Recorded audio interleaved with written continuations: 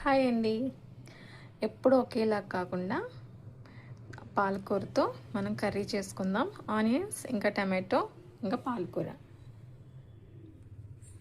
First బాండీ పెట్టుకొని అది హీట్ అయిన తర్వాత దీంట్లో ఆయిల్ వేసుకోవాలి.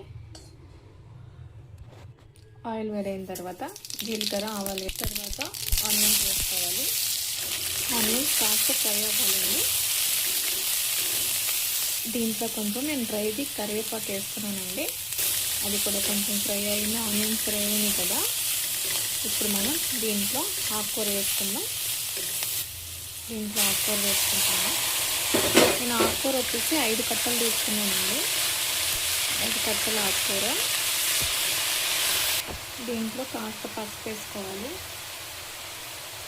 అలాగే కొంచెం ఉప్పు వేసుకుందాం. దీన్ని బాగా మిక్స్ చేసుకుందాం.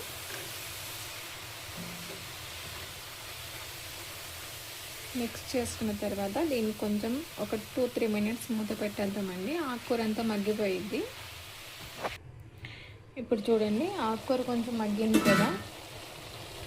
దీంట్లో ఇప్పుడు దంచి పెట్టుకున్న వెల్లుల్లి వేస్తున్నాను.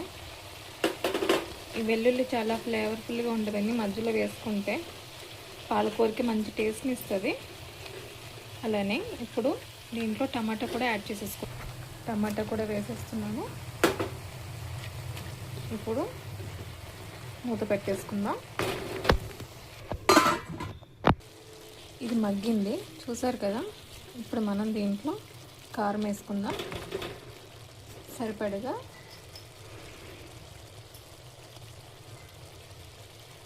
మేము తినే కారం బట్టి వేసుకున్నానండి.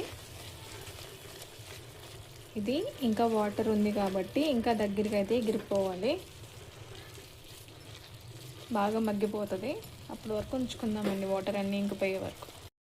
కర్రీ అయితే రెడీగా అయిపోయిందండి. చూసారు కదా, మొత్తం వాటర్ అంతా ఇంకిపోయింది. గ్రేవీ దగ్గరికి వచ్చేసింది. అన్నం చపాతీ దేనిలోకైనా బాగుంటుందండి. కర్రీ చాలా సింపుల్, చాలా తక్కువ టైంలోనే చేసేసుకోవచ్చు. చూసారు కదా, అంతేనండి. చాలా సింపుల్గా చేసుకుని పాలకూర టమాటా కర్రీ అయితే రెడీ అయిపోయింది.